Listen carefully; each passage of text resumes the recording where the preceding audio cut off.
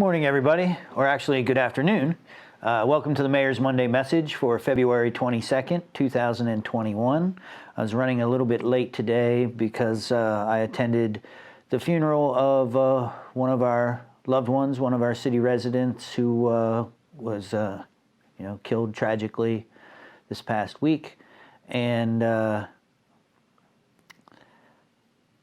while I was at the funeral, I was asked if I wanted to speak, and while I feel a sense of need to attend funerals to show support for the family, particularly in this case, it was the son of one of our city employees who helps fight racism, working for the Human Relations Commission.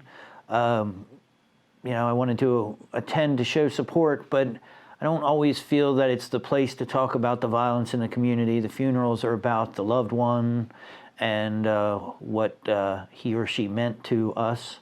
But I want to say something now. I overheard some people talking at the funeral about it being part of the culture. Murder is not part of anybody's culture. This violence is evil. Straight on evil. Killing somebody over an argument, over an insult, over a woman, or even over money.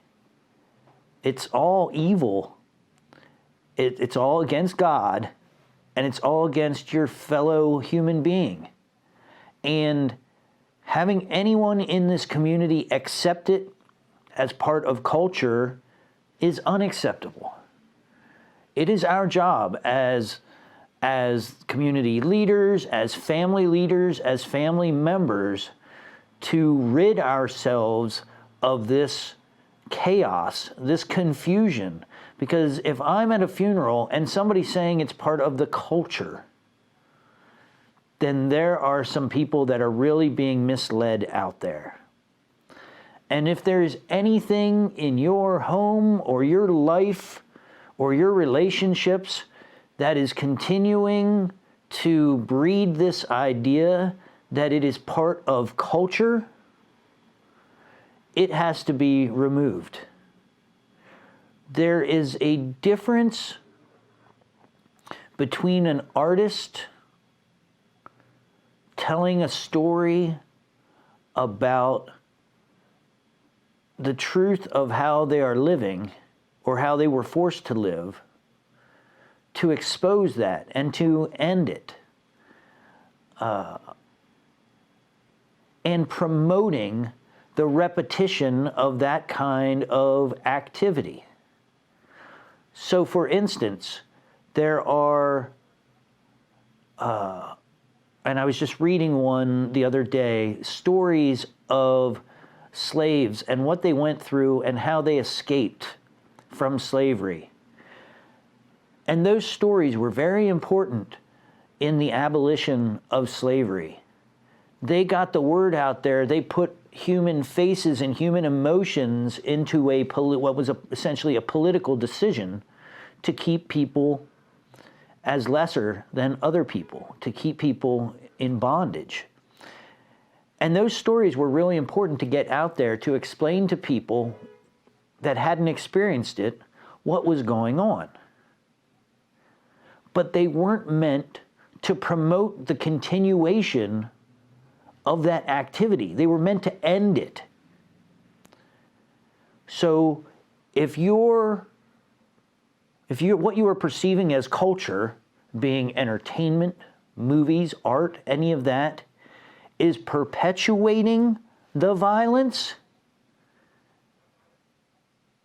then it has to get out of our day-to-day. It has to, if it is something that is perpetuating the violence and not ending the violence,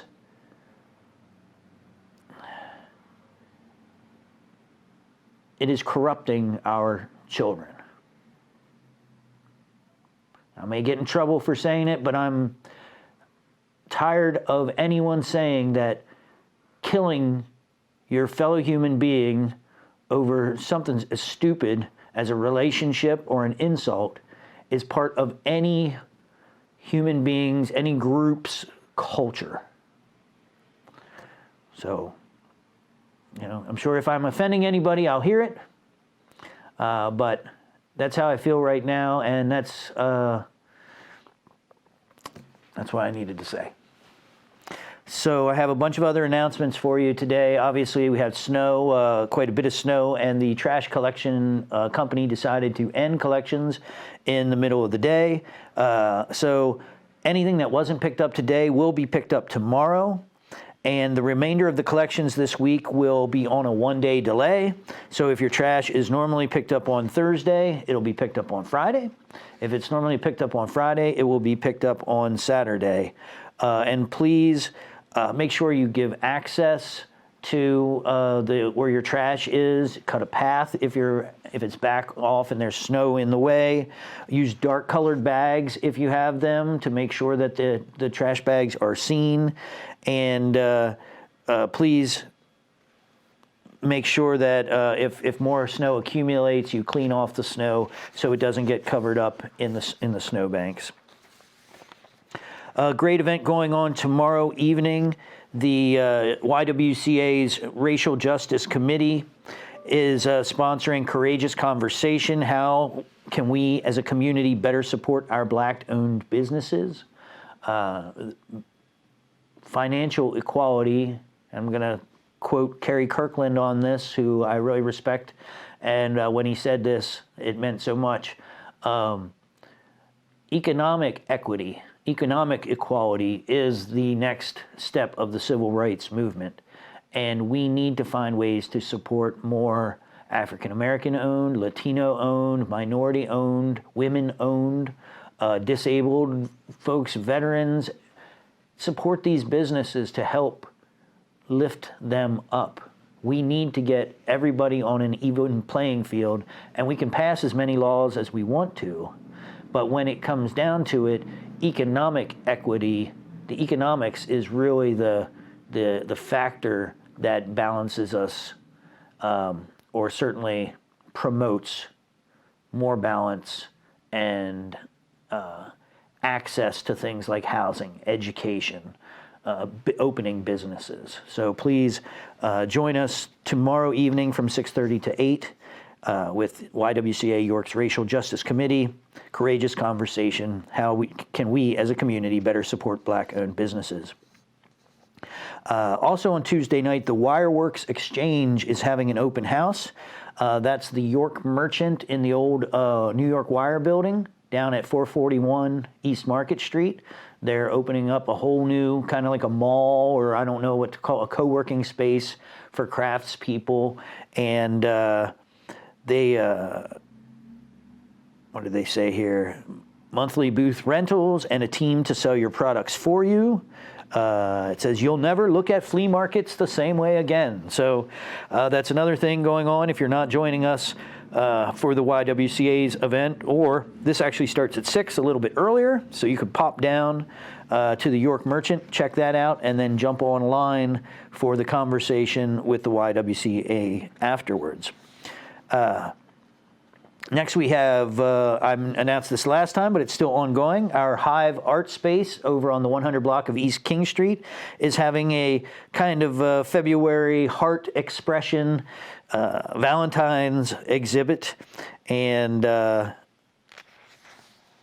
that is going on. And I love what I read here. Art lovers who cannot visit in person can view the exhibit via an online photo album here by going to the Facebook event page and clicking on the posted link. So that link is on in the not in the comments, but in the description of today's live video. And so if you click on there, you can't make it out to the 100 block of East King Street, you can at least go online and enjoy all the wonderful artwork.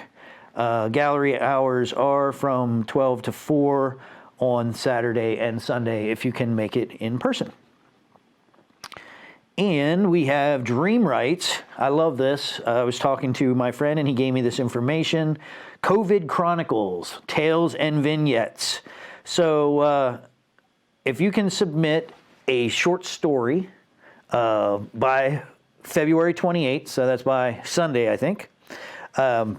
They will adapt it into a short skit style scene. So if you've had ideas for stories, if you've written your stories down, but you'd like to see what it plays out like on stage, here is your opportunity. So they will hold auditions for the various scenes with individual podcasts that people can rehearse together as they're a bubble. I'm not sure what that means. But they can rehearse together in different areas on these podcasts. Then the finished product will be performed out back on the stage on April 23rd. And use the link above, which is the link in the... Oh, no, I didn't put that link in there, but you can find it at the Dream Rights. I think you can get to it through the link that I put on there for you. The Dream Rights COVID Chronicles, Tales and Vignettes.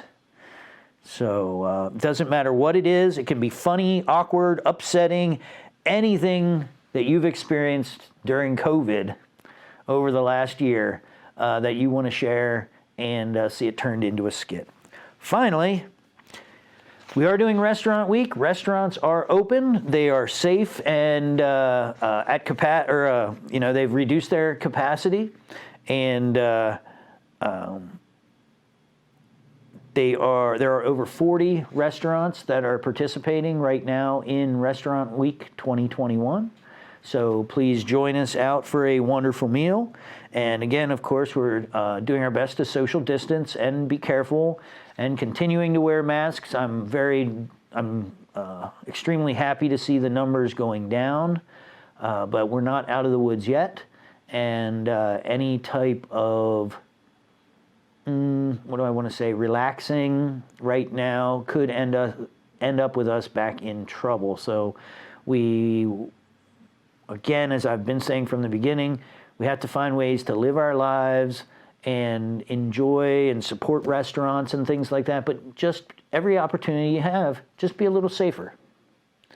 You can...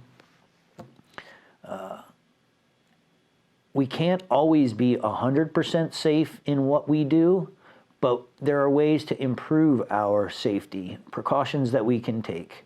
So, if you are 90% safe or 98% safe, then you're doing really well. And we can't always be 100% safe.